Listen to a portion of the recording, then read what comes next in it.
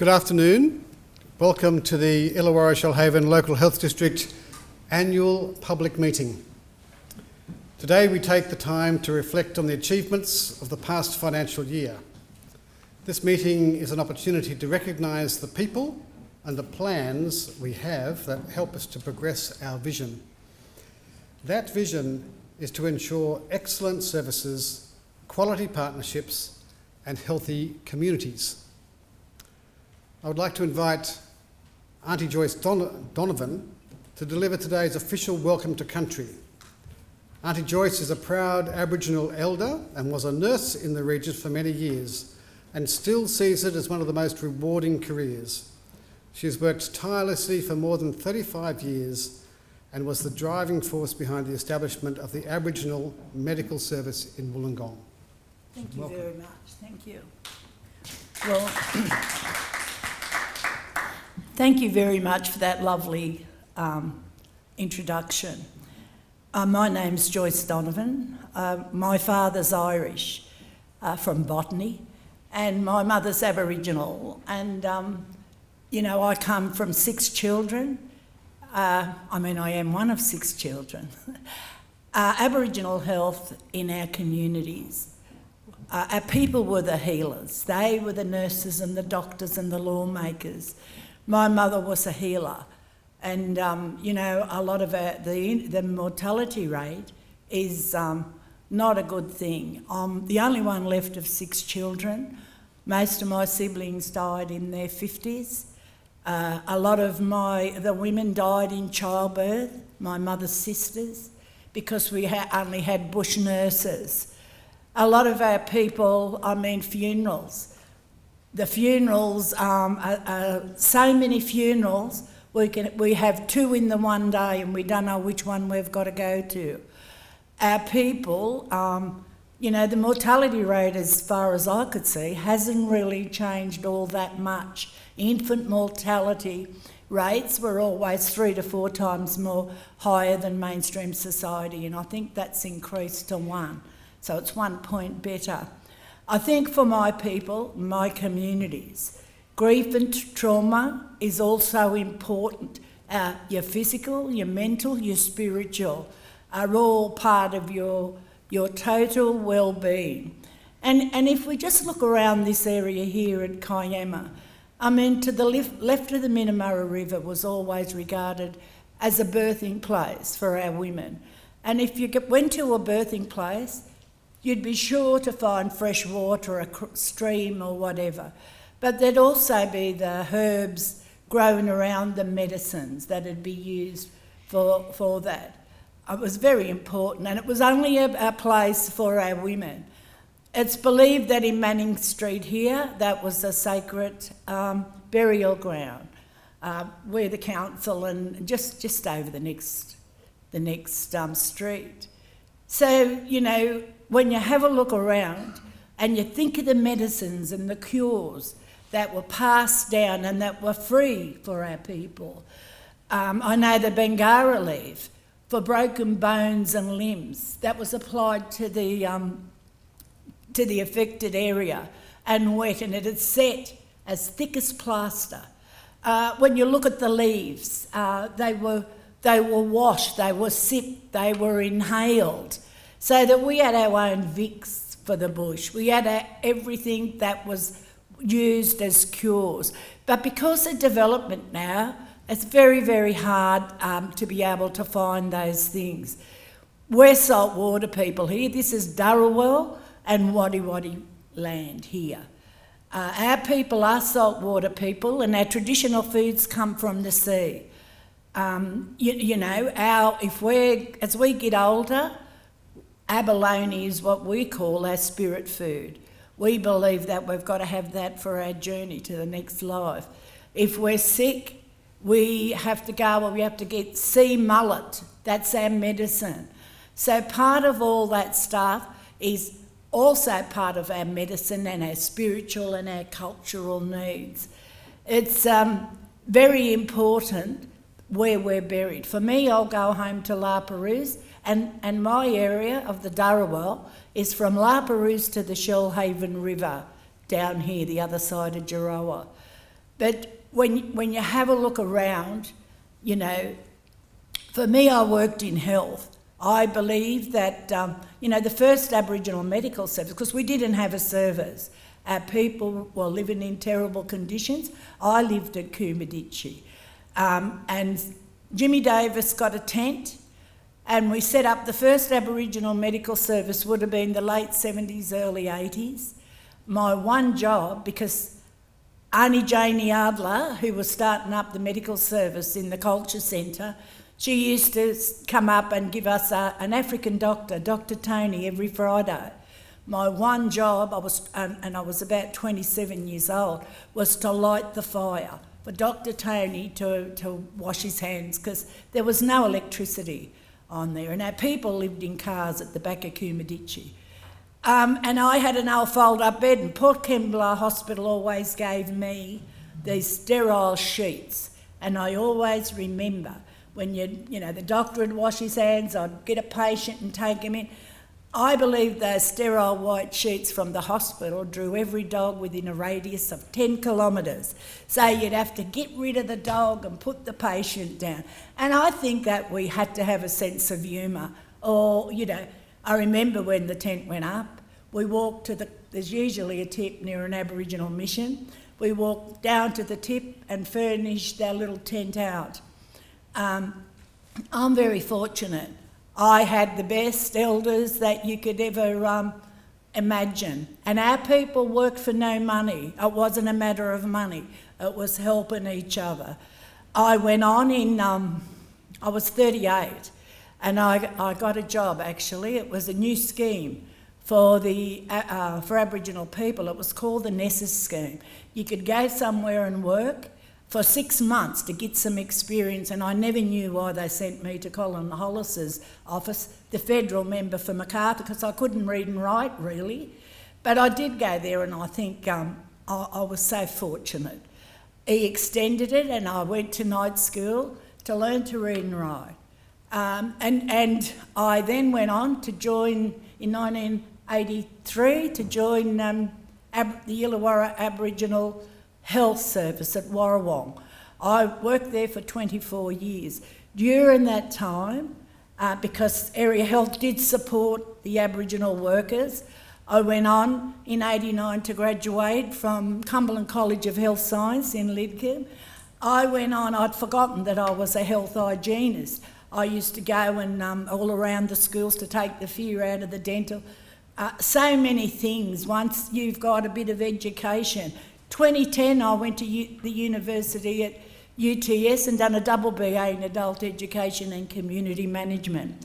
Myself and another Aboriginal health worker, Faye Henry, we were the first Aboriginal workers that worked with health to go and become registered enrolled nurses. So we were able to go out into our community. And I remember one lecturer said, you know, with diabetes, if you're 25, you're dead. If you've got to read. Our first patient at Coomadici was 25. We were able, because of that education, to draw a line in the sand and implement the heart health survey that picked up all our diabetes, checked people's hearts. We went and was trained also with otitis media, middle ear infection, and went around to the schools and done all the preventative work. Nursing and education enabled us to do all that stuff. So for me, if I can do anything and leave something behind, it would be for our kids to be educated, because our children, education can determine for us whether our people live or die, whether they end up in the jail, a black death in custody. Education is so important. I'm very passionate about abuse in Aboriginal communities, and I've led a lot of marches. Our people need to be healed. People are still finding their people in 2022. So it's not just the medical stuff.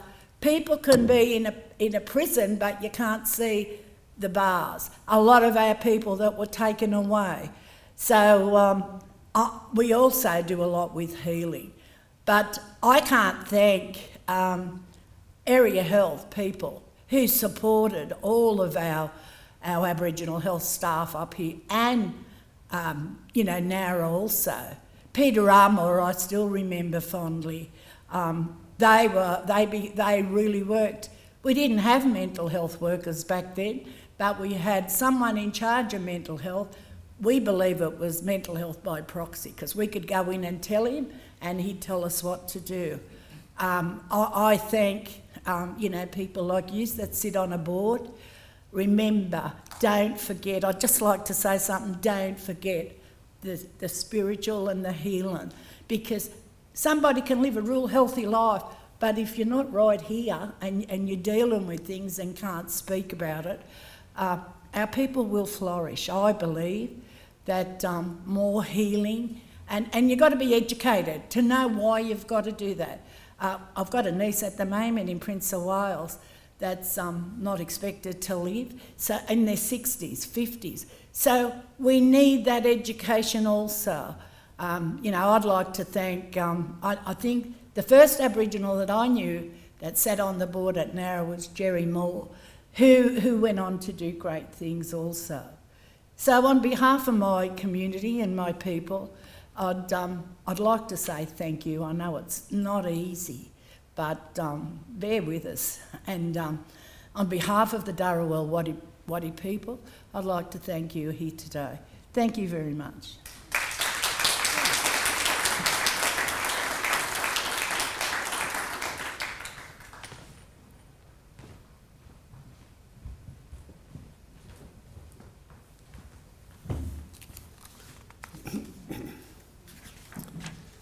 Thank you, Auntie Joyce.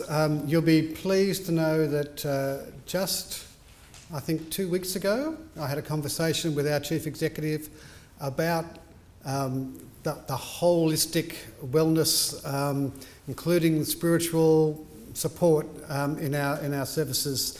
So your point is well made, and we're onto it. So thank you very much for your welcome. I appreciate that. The Illawarra Shoalhaven Local Health District values our relationships with our Aboriginal peoples, and we are committed to reconciliation and recognition that the lands on which we operate are their traditional lands. We acknowledge the ancestors of that country and pay our respects to elders past, present and emerging. We wish to express our gratitude that we share these lands today, our sorrow for the cost of that sharing, and our hope and belief that we can move to a place of equity, justice and partnership together. And now I'd like to welcome some people. First of all, our Chief Executive, Ms. Margot Mains. Welcome to you. I'd also like to welcome the District Executive team, the District staff and members of the public who are joining us online. I had hoped to be able to meet the community in person today, although COVID had other plans as usual.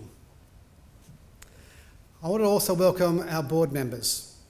First of all, Ms. Janine Cullen, the Deputy Chair and Chair of the Finance and Workplace Performance Committee. Welcome. The Honourable David Campbell, Chair of the Planning and Innovation Committee. Welcome. Dr. Richard Morris, Chair of the Aboriginal Health Committee. Welcome. Clinical Professor Rod McMahon, Chair of the Healthcare Quality Committee. Welcome. All right, there you are. Mr. Alan Hudson, Dr. Jenny Collins, Dr. Peter MacDonald, and Miss Susie Clapham. Since the last annual public meeting, Dr. Jenny Collins was appointed as a board member. Jenny has over 35 years of broad experience in the health industry. She was the Chief Executive Officer of a regional private hospital, Chief Dental Officer for the local health district, and the owner and operator of a highly regarded private dental practices in both urban and rural regions. Welcome, Jenny. Sadly, one of our past board members, Professor Bill Lovegrove, passed away on the 3rd of September this year.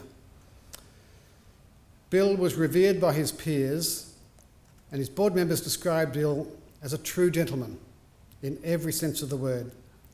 His contributions to the region in health, academia, and his work with the Nan Tien Institute will not be forgotten. We send our condolences to Bill's wife, Desalie, and his family. Today we will celebrate the achievements of the district and also of those of Emeritus Professor Wilfred Yeo. Welcome.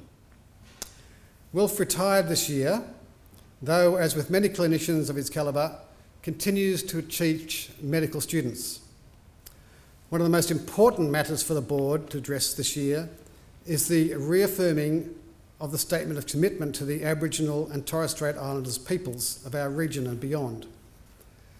Today, the Chief Executive and I signed the statement of commitment on behalf of the Illawarra Shoalhaven Local Health District. It's a mouthful every time we have to say it. I would like to acknowledge that Aboriginal people are the custodians of the oldest living continuous cultures within this district. We acknowledge that Aboriginal people have continued to maintain their connection to land, water and culture. We apologise unreservedly for the profound effects of those stolen from their families. We are deeply sorrowed by the deep hurt, the physical, emotional and spiritual damage and the ongoing intergenerational trauma of Aboriginal peoples today. We recognise that history has resulted in a lack of trust by many Aboriginal peoples. We will continue to work in true partnership with local Aboriginal peoples, communities, services and survivors of the stolen generations to build trust between us. The board and I unreservedly support the Uluru Statement of the Heart and will play a key role in advocating for the voice of Aboriginal people within our district. I stand here today on behalf of the board of the Illawarra Shoalhaven Local Health District to pledge our commitment to Aboriginal and Torres Strait Islander people, either living in or visiting our district, that we will lead the way in ensuring that our services are equitable, culturally safe, and above all, will lead to open, honest accountability. And it's now my pleasure with Margot to unveil the Statement of Commitment.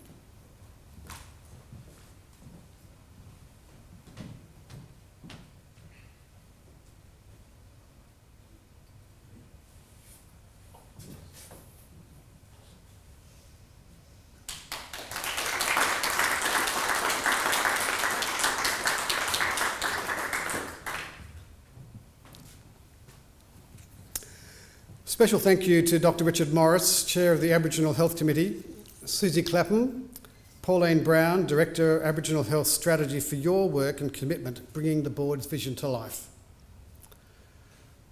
We're now going to look back on the year that was with a short video and hear from our Chief Executive. Thank you.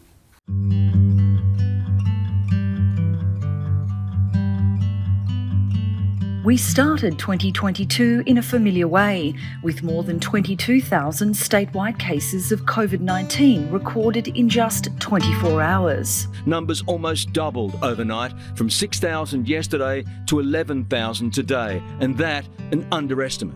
There's probably more disease in the community than the numbers reflect. Record tests too, more than 150,000. It means 1 in 14 people in the queue is now testing positive. We know that Omicron, on all the evidence internationally and now here in New South Wales and Australia, is certainly far more transmissible. So chances are you're going to get it. We'll all get it. 18 days into the new year and numbers continued to rise. 2,850 people now hospitalised because of COVID, 127 in our local health district. Demand on all types of health services was escalating, whilst the focus on increasing vaccination and booster doses continued across the district, including at the mass vaccination centre at Wollongong, which played an ongoing and crucial role in the campaign. For the first time, 5 to 11-year-olds were eligible, with more than 1,000 local children vaccinated in the first fortnight of January.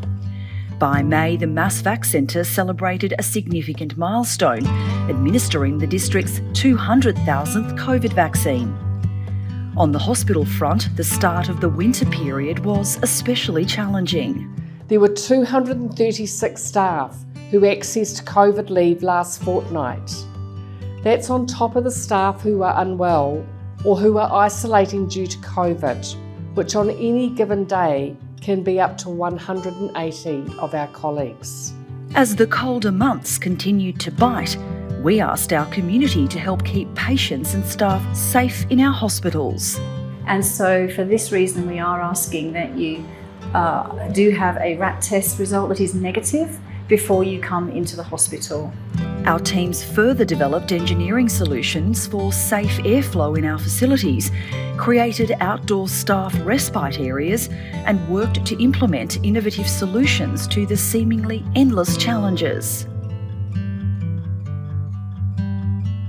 We are seeing complex patient presentations to our emergency departments, increasing numbers of patients requiring maintenance care, and our ongoing demand for inpatient beds is rising, and these are all playing a major part. By far our most significant issue at the moment is the rising number of patients who are occupying an acute inpatient bed whilst awaiting nursing home placement. The district remained steadfastly focused on initiatives that worked to increase bed capacity, including at Wollongong Hospital by recommissioning the 19-bed former intensive care area. We worked with private providers both in the Illawarra and Shoalhaven to help restore access and flow, and focused on patient discharge practices to help our teams get new patients into empty beds more quickly. We implemented new clinician-led ideas and models of care, including reinvigorating the medical assessment unit model with a 48-hour patient flow turnaround. So the initiative started a few weeks ago with just quarantining 2 beds to make sure they were the right patients getting into those beds to allow that flow. And already we've seen a 50% increase in discharges through the MAU just from that initial start point. Again this year, virtual technology played a crucial role in supporting our community. The platform has again enabled us to provide care for thousands of COVID patients, outpatient consultations, and for the management of people with chronic conditions without the need to leave home. I never thought I would be working as I am now on the screen, looking after people, or on the phone looking after people. I didn't feel that it would be possible, but it's very rewarding. Technology is now also supporting earlier discharge home for appropriate patients who are transitioned to primary care via a virtual hospital ward. The virtual care is comprised of doctors of a general practice background, nurses, physiotherapists, and allied health, which include social workers, clinical psychologists, and pharmacists. Amidst COVID and influenza, 2022 also brought significant milestones for the ISLHD. An Aboriginal smoking ceremony and sod turn heralded the start of work on the Nowra preschool, the beginning of the program of works for the Shoalhaven Hospital redevelopment. Elsewhere, sites for the new Shellharbour Hospital and Warrawong Community Centre were announced, followed by the release of stunning concept designs for the $700 million project. We blinked and it was November and found ourselves in familiar COVID territory once again. We're starting to see an increase in COVID cases and changes in the variants circulating in New South Wales, which tells us that we're entering the next COVID wave. Now, with Christmas just around the corner and COVID still a part of our lives, let's remember. We can all do a few things that can protect the vulnerable, including the elderly and those with underlying health conditions.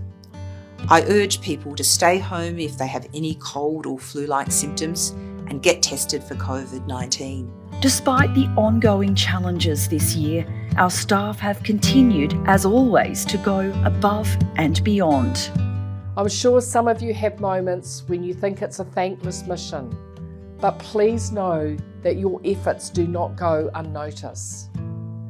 They also collectively contribute to delivering the best care and the best services we can, regardless of any circumstance. No doubt we'll continue to have trying times ahead, and on the days that it feels like we're swimming against the tide, remember that people are at the centre of what we're doing, and each and every single day you are making a real difference.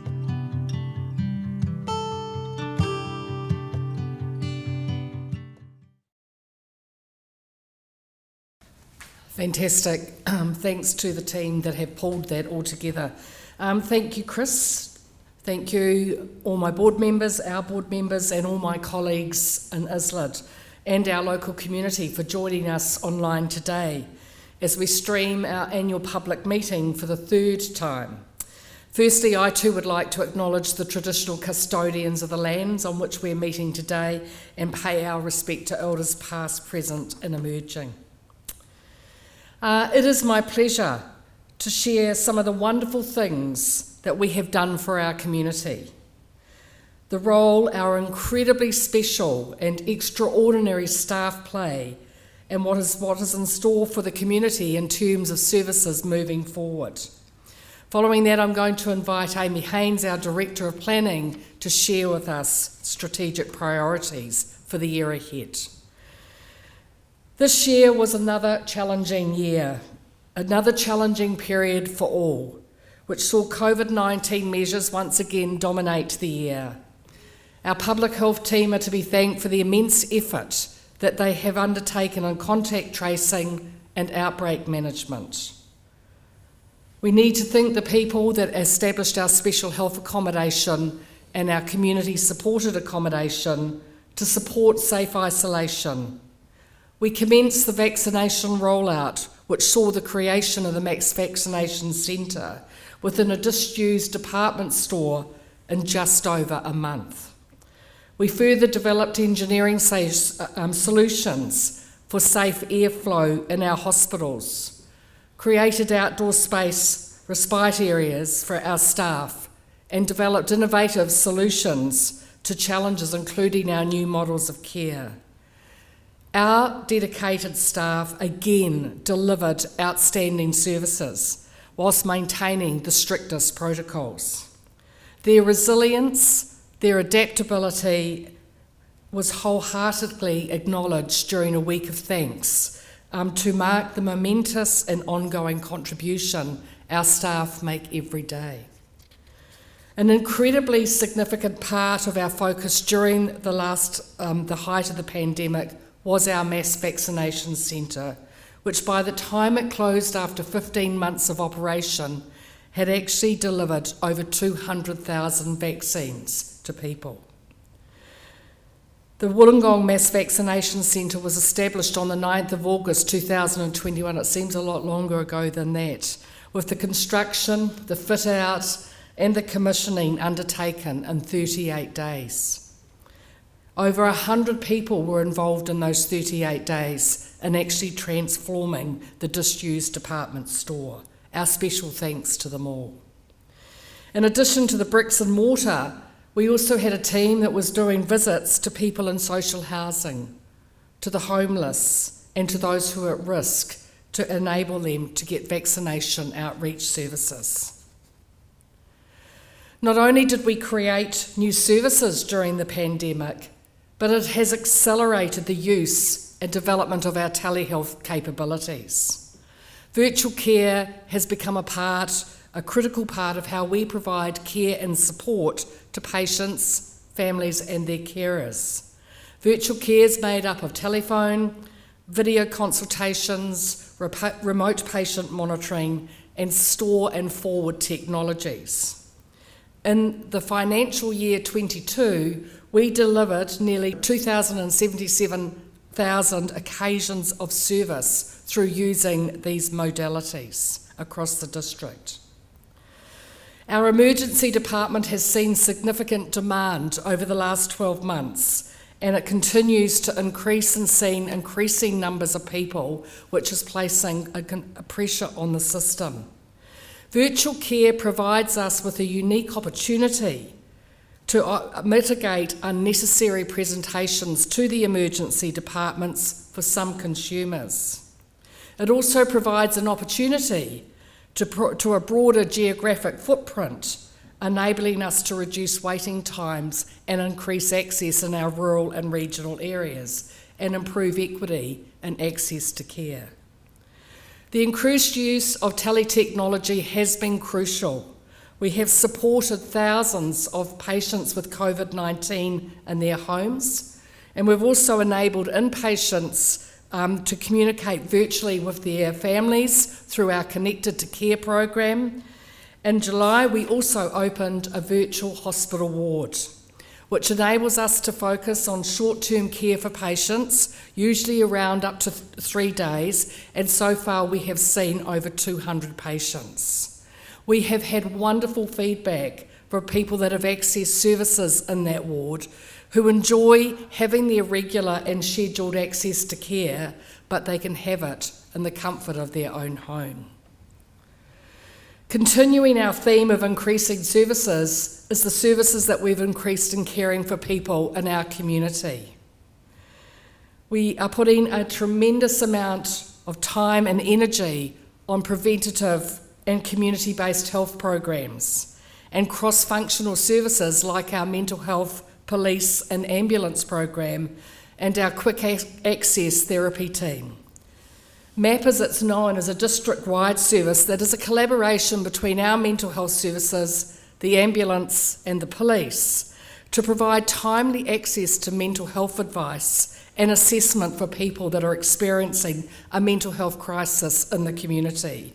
And it uses both virtual and face-to-face assessments. A mental health clinician responds to the police or to the ambulance call for support and for their referrals, and the program has evolved since it started in 2020. In 2022, in April, we were now operating this service 7 days a week across the district. And in the financial year ending 2022, MAP conducted 1,727 consultations, and 73% of those people were able to remain in the community with support. So we've seen some wonderful gains also following the implementation of our quick access therapy team. This team provides an intensive home-based program to support hospital discharge and reduce the risk of admission and readmission. It's delivered by an interdisciplinary allied health team, and it's prevented hundreds of unnecessary hospital admissions in the past year. For those that come to our hospital, there is also good news as well. The Safer, Better Emergency Nursing Care model aims to reduce patient deterioration related to ED care by implementing a new validated emergency nursing framework for ISLHD, and it's called HERAID. Through this program, we have seen a reduction in patient deterioration, more appropriate escalation protocols being engaged, and reduced delays in treatment. Most impressively, this multidisciplinary collaboration has changed policy and practice with multiple partners. We're now working and actually using the HERAID model in another 32 emergency departments across Australia. This incredible piece of work has been led by Professor Kate Curtis and developed by the ISLHD Emergency Services team, who won both the 2021 New South Wales Health Research and Innovation Award and the 2022 Australian Council on Healthcare Standards, Clinical Excellence and Patient Safety Award. Continuing our theme of research, we've been incredibly grateful to have been awarded nearly $3 million in competitive grants, which has allowed us to increase our clinical trials. We now have had over 135 active clinical trials in the financial year to date, and because of the progress that's actually been made in this area, we were chosen as the pilot site for a statewide rollout of a clinical trial management system. We've also furthered our work exponentially in the Shoalhaven area of our district, where we see many opportunities to make headway in areas that are relevant and important to the populations that live here. I know that I'll be shortly announcing more exciting news about continued work in this area and many of the partners that we are looking to work with over the coming year. Looking more specifically at services, I want to recognise the important and ongoing relationship with our private health providers in our district. We have a wonderful relationship, and we've been able together to share the load with them on care that is important to our community, particularly over the last few years. One of the greatest success stories for our private partnership is with the introduction of our cardiothoracic surgery service. This service has been established in ISLHD in the Illawarra Shoalhaven, developed in partnership with Wollongong Private and our local health district. It's been very much focused on joint governance, and the partnership enables us to provide top quality cardiothoracic services, and our community no longer need to travel to Sydney for the types of cardiothoracic surgeries we are providing. We've received state funding for this service for 3 years, and we've now got 2 local cardiothoracic surgeons, as well as many anaesthetists and nurses to assist with the procedures. Since the establishment of the services, we have actually managed to have over a total of 172 public patients receiving care in our area. I could speak for hours about all of our wonderful services, but I won't. But this is just an opportunity to understand about our district. Our district is actually a network of services. It's not about isolated services, it's about a network. And rather than stand alone. And I want to speak about some of the specific changes that we are making across the network. Amidst COVID-19, we celebrated some really important milestones, including the purchase of land at Dunmore Hospital for our new Shell Harbour Hospital. And right at this time, there's community consultation has actually been undertaken in relation to this amazing development that will bring new services, a significant increase in some services, and is an exciting development for people in this district and in that area. Further south, we're looking forward to the much anticipated and development that's getting closer and closer, the redevelopment of Shoalhaven Hospital. Together with the board, the district executive team has had a long vision for this hospital, which will see the creation of a hub for Shoalhaven care, where it will provide the majority of emergency, critical care and other services, and thereby reduce the need for people to, in many cases, travel to Wollongong or to Sydney.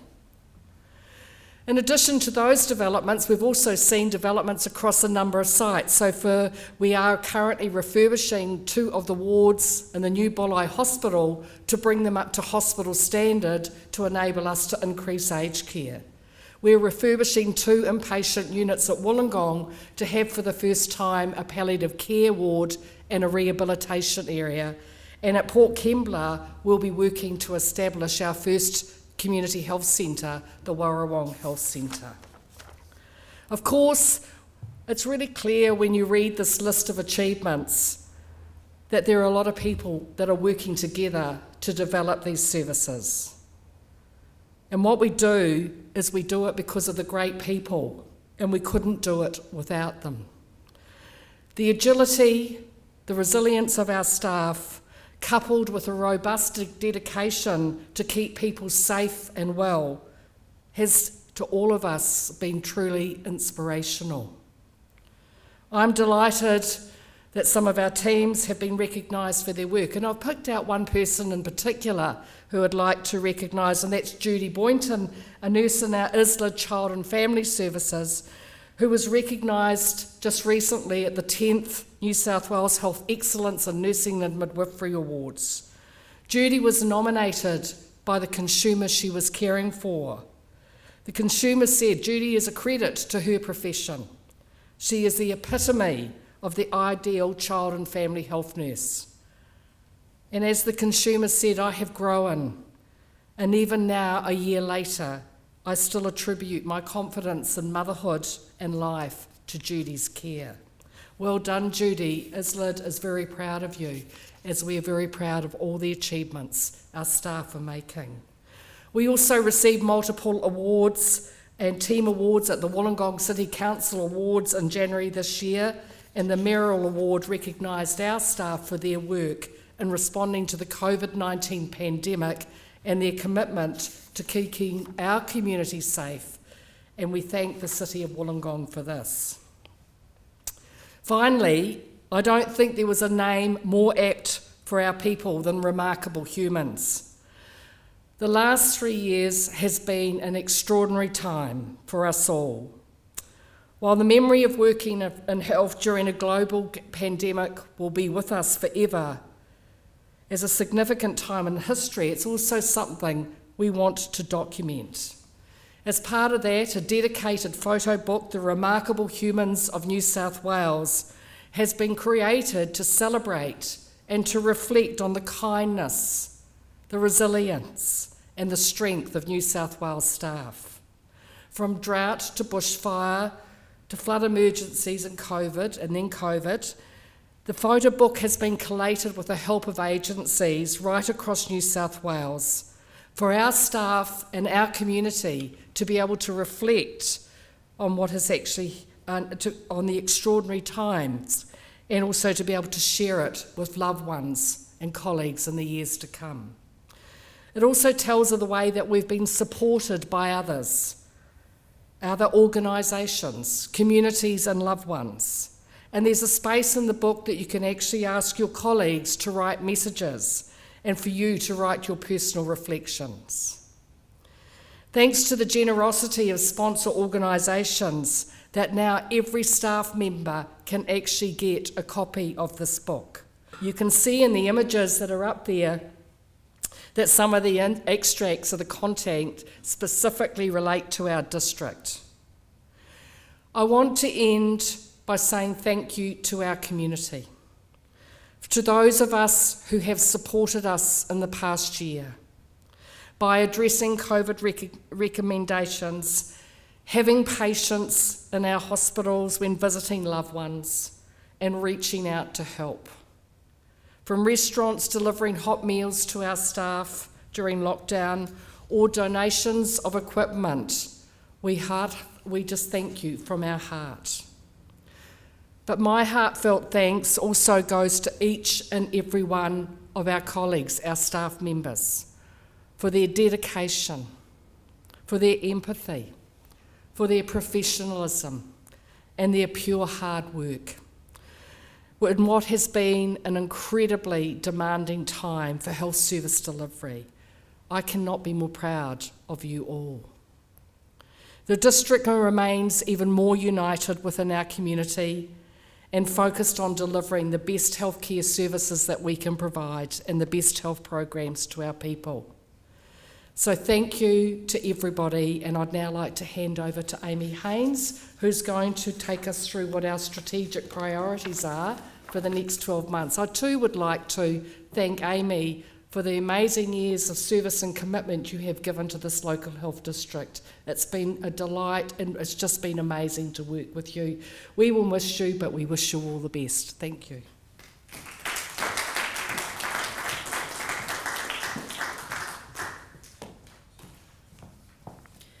Good afternoon, everyone. I'm going to talk today about New South Wales Health's new 10-year strategic plan and let you know about what our local health district is doing in each of these important priority areas. Before I start, though, I want to recognise also the traditional custodians of the lands and waterways in this region and pay my respect to elders past and present.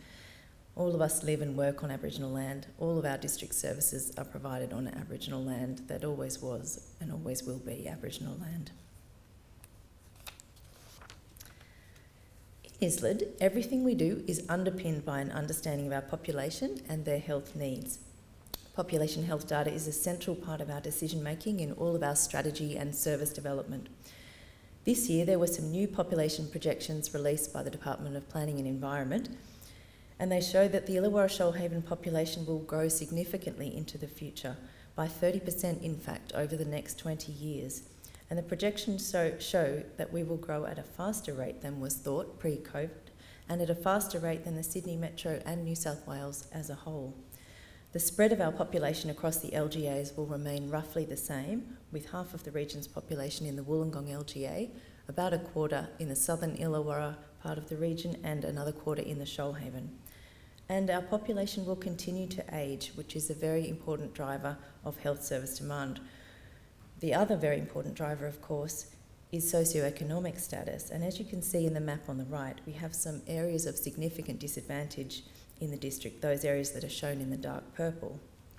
The majority of physical and mental health conditions have a strong social gradient, and in that way, equity, or a fairer society overall, is an important goal for health too, and one that we will keep working with our partners on. One of the exciting developments of 2022 was the launch of New South Wales Health's new 10-year strategic plan called Future Health. This strategy was developed with extensive consultation with health staff and consumers across the state, and it will guide the system through some very important reforms over the next decade. Our district has adopted Future Health as its 10-year strategic plan, and we're now in the process of developing our first 3-year delivery plan, which will be ISLHD's first horizon priorities of that 10-year vision.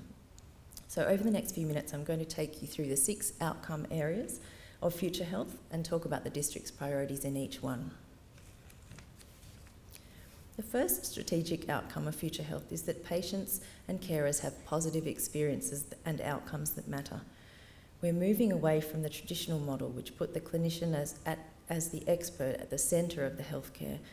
We want people to have more control over their health and their health care. And this also applies at a district and service level when it comes to the planning and governance of our services. Consumers have played a central role right through the planning of our district's major redevelopments at Shellharbour and Shoalhaven hospitals. We've had consumers sitting side by side with our staff in all the planning of the models of care, right through the design of the departments in the hospitals, as well as at the highest levels of the governance structure. And across ISLHD, we are continuing to increase consumer participation in our governance structures, both in advisory committees as well as embedded in district decision-making forums. We're also strengthening our peer workforce in drug and alcohol and mental health services in recognition of the invaluable contribution of lived experience to the care of consumers and to the governance of our services. Overall, ISLHD achieves very strong results in the statewide Bureau of Health Information patient experience surveys, and we've had 2 recent examples, surveys of experience in cancer services and emergency departments, but we are continuing to work hard on the human elements of care, like kindness and compassion, as well as a commitment to keep building our measurement of patient experience, which means seeking regular feedback from patients and acting on that feedback. This next strategic outcome is one of the most fundamental, that safe care is delivered across all of our services and settings. This means that the care patients receive is reliably high quality, regardless of whether it's in a hospital, a community health centre, or in your home delivered virtually. It also means that people in our district have the same quality of care regardless of where they live. Over the past year as a district, there's been so much effort invested by so many of our staff in this important area. It's no secret that we've been seriously challenged to be able to provide consistent, timely access to care in emergency departments. But as we have shown, access to care at the front door is the product of a whole health and aged care system that functions as it should. This year, we've once again seen the strength of our regional partnerships with health and aged care providers coming together to address the significant shortage of residential aged care places in our region, which was a major cause of hospital blockage. This is a work in progress, but as a region we've made some very significant progress, and this will continue to be a priority for us. The other really important priority for us continues to be moving care out of hospitals into community settings and increasingly into people's homes, supported by virtual modalities. We have an established and very successful virtually enhanced community care service, as Margot spoke about, which for the last 2 years has focused on caring for COVID patients and people managing their chronic disease. But as Margot talked about, we've recently expanded into hospital-type care in the home. This is a very important model for the future of healthcare, and it's really well loved by patients because they can receive the care they need without having to be in hospital. The next strategic outcome is people are healthy and well. Nearly 40% of the disease burden in our population is preventable, so there's a very strong rationale for investment in keeping people well and for early intervention to stop the progression of chronic disease. The other important factor is the social determinants of health, for example, education, housing and employment, as Auntie Joyce so eloquently spoke about before. There is irrefutable evidence that these things shape the health of people and communities and are closely linked to the incidence of chronic disease.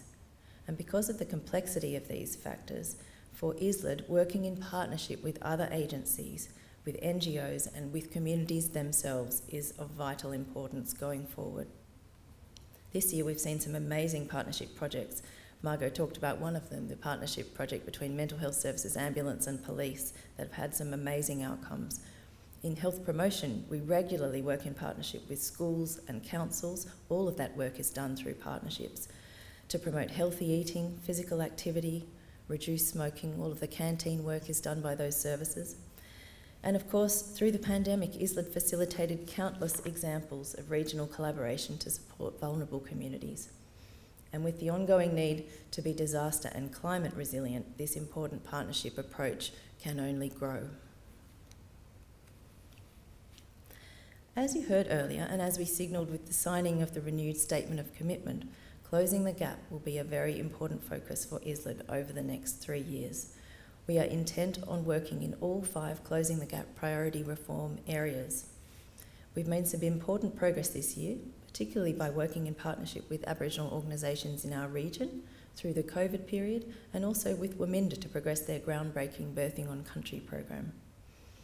As we move into this next phase of our work with Aboriginal communities and on Aboriginal health outcomes, I want to acknowledge the skill and enormous courage that Aboriginal health staff in our organisation show every day, and their steadfast commitment to their community and helping this organisation serve it better. Over the next 12 years and beyond, ISLHD will be undertaking a significant program of work to across the Closing the Gap reform areas, including having important conversations about institutional racism and how we as an organisation can recognise it and address it. The next strategic outcome, our staff are engaged and well supported, is another foundational one. It's well known that health systems across the world are experiencing unprecedented staff shortages after the most difficult period for health workforces through COVID. In ISLHD, we know our staff are fatigued and that COVID came on the back of other significant challenges like the bushfires. This year we have begun the most significant workforce project we've ever conceived, with the Colleague Wellbeing Project, which is working across a wide range of wellbeing areas and is being run with enormous participation from staff across the organisation. We know wellbeing is only one part of the puzzle though, and we're also working in a number of other areas to attract and retain the workforce we will need into the future, and on our leadership development and increasing diversity in our organisation. Safety of our staff remains an important priority, and we have a major program of work underway in that area too. Research, innovation and digital advances. This outcome area is about changing the way we deliver services through research and evidence into practice and digital transformation. This year, ISLHD developed its digital strategy, which will guide our transformation over the next 5 years. One of our major opportunities is the commissioning of our redevelopments at Shoalhaven and Shellharbour hospitals, which will both be digital hospitals, equipped to deliver flexible and person-centred care. The digital advances in those new facilities will enable them to be truly connected across our whole service network, and also to be really easily able to connect with patients in their own home and community settings too. Part of our digital strategy is the advancement of data and analytics across our district, and we have important work already happening and planned over the next few years to harness the power of the enormous amount of health data we collect to truly transform the care that we provide. We're also taking big strides in health research, with a myriad of grant and research awards achieved over the last year. And as Margot touched on, we'll be continuing to invest in this exciting area with lots of developments to come.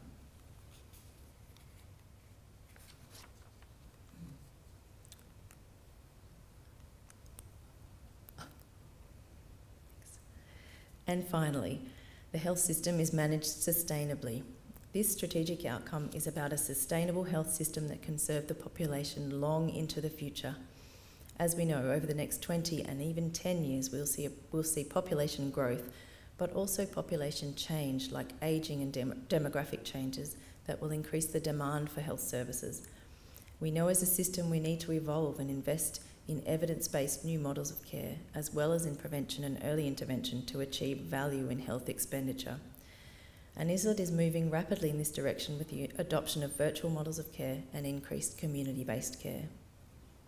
And last, but certainly not least, one of our most important reform areas over the next decade will be in creating an environmentally sustainable health service in this region. We know that the health system contributes a significant proportion of Australia's carbon emissions, and we are rapidly gaining momentum in ISLHD in our climate change response. Probably our most significant contribution to emissions reduction over the next 20 years will be in our fully electric new hospital buildings in the redeveloped Shoalhaven and Shellharbour hospitals. These buildings will not burn any fossil fuels on site, which sets us up for a transition to a net zero future for both hospitals once the New South Wales Government moves to a green power contract. We also have recently installed an extensive array of solar panels on the existing buildings at Shoalhaven Hospital, as well as several other facilities across our district. Our staff are really passionate about responding to climate change, and we have a wide range of projects underway across the organisation. And over the next year, we'll be investing even further in our sustainability response. So that brings my quick overview of our strategic priorities to a close.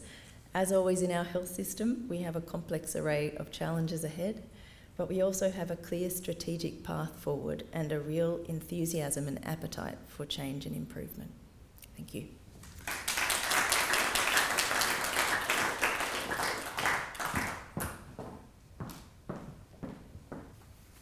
Thank you very much, Amy, and we wish you all the best at Homelessness New South Wales.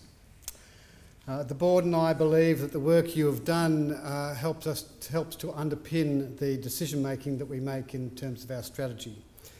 And as a board, we have created a committee structure in order to cover all the aspects of the strategic outcomes in the future health strategy.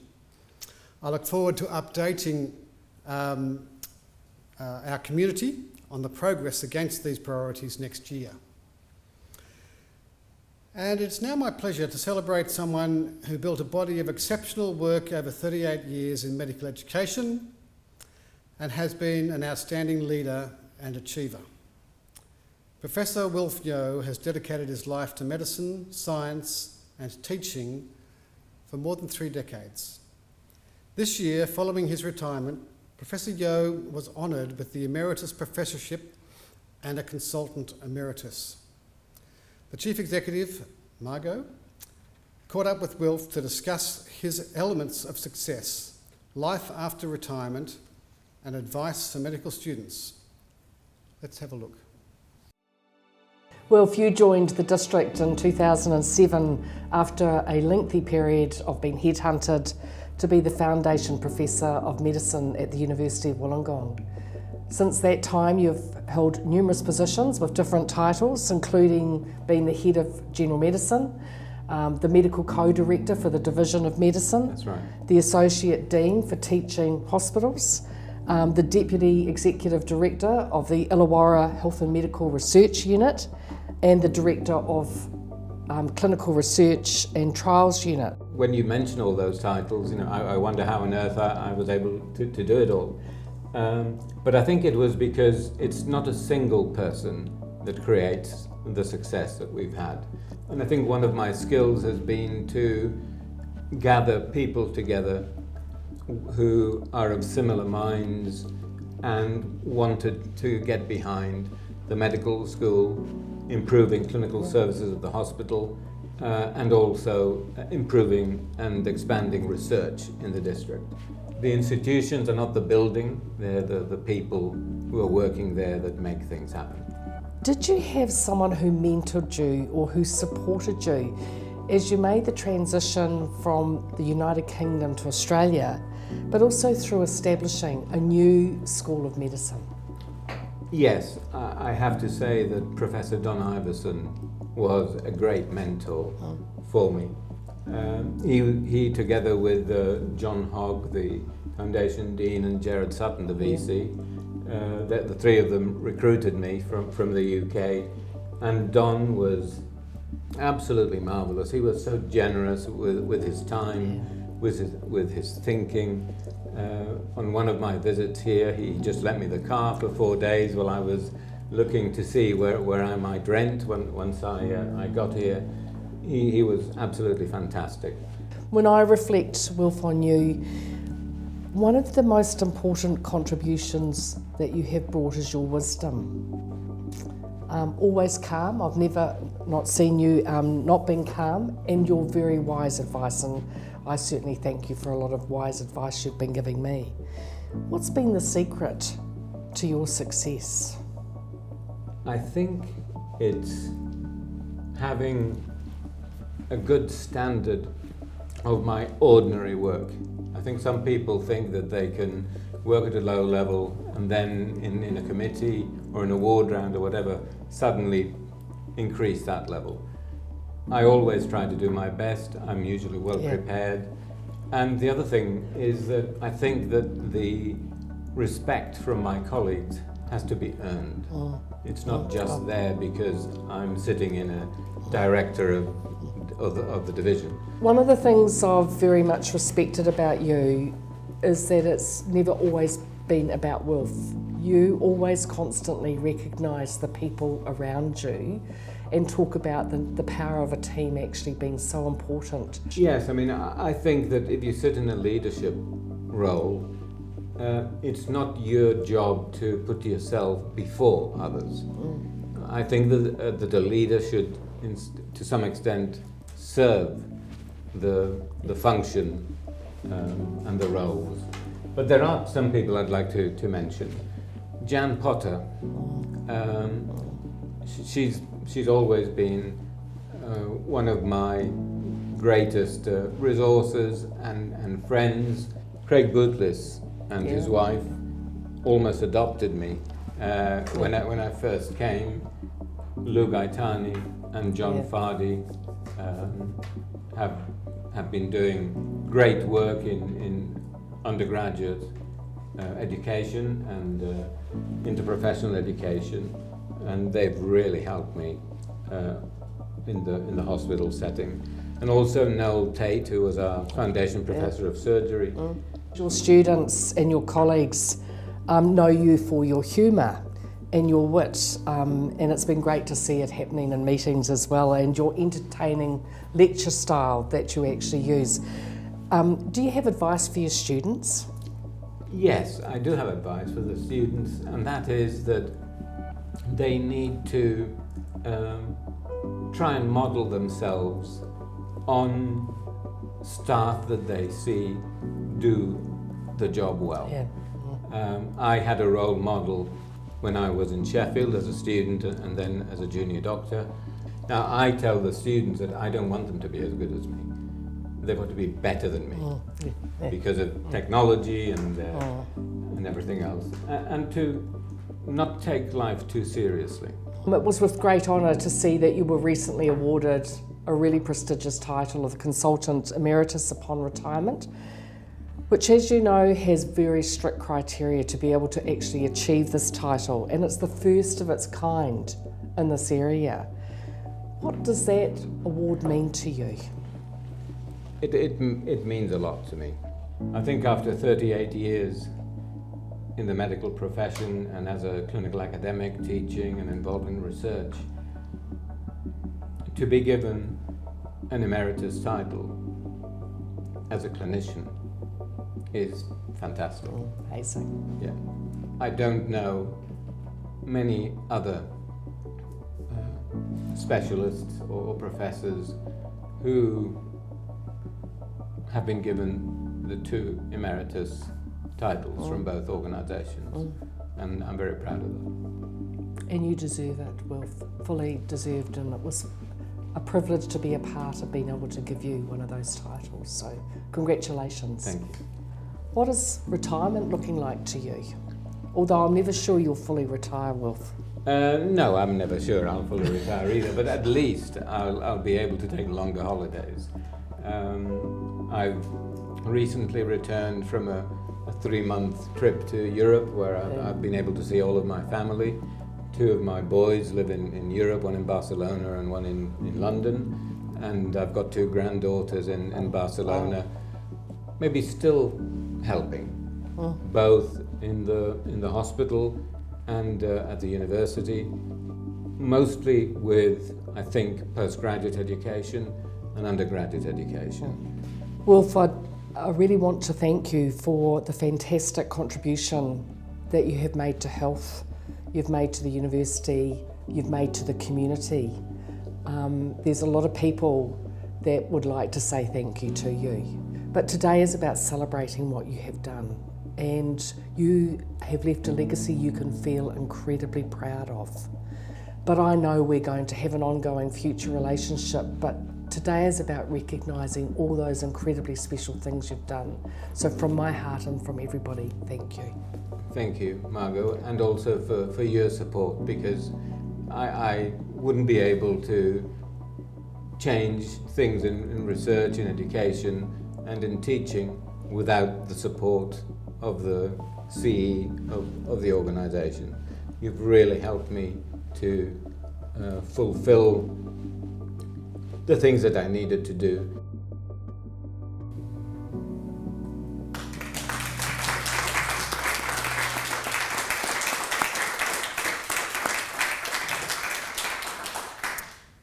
And so, Wilf, I ask you to come on up so that we can present you with this trophy, this token of our appreciation. Thank you.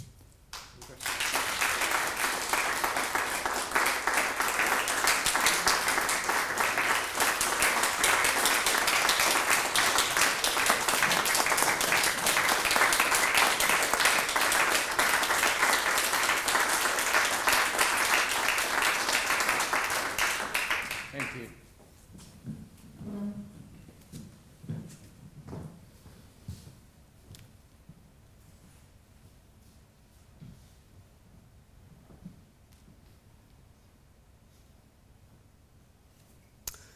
And so, whilst it's not possible to thank everybody individually, there are a few people that I would like to thank. First of all, of course, our Chief Executive, Margot Mains. When I was first appointed, the Secretary, Elizabeth Coff, said to me, every health district thinks they have the best Chief Executive. And I remember saying to her, well, I don't know any of the others, so I don't know if we have the best, but we have the best for us. So thank you, Margot, for all that you do. And it's been a very challenging year. I would like to also extend thanks to your executive team and to the people who work behind you in the Chief Executive Office for all their support of the board and for putting this event together today. I want to thank also the Illawarra and Shoalhaven communities. Thank you for your support, patience and responsiveness to the changes that we've had to make in running our hospitals and the community services over the past year. And finally, and by no means the least, I want to thank particularly our staff. You continue to make exceptional efforts in the face of the challenges that we have. I thank you. Your dedication to keeping people safe and well has been inspirational. And this concludes today's annual public meeting. I wish you all a very happy and safe Christmas and New Year, and I look forward to seeing you again next year. Thank you very much.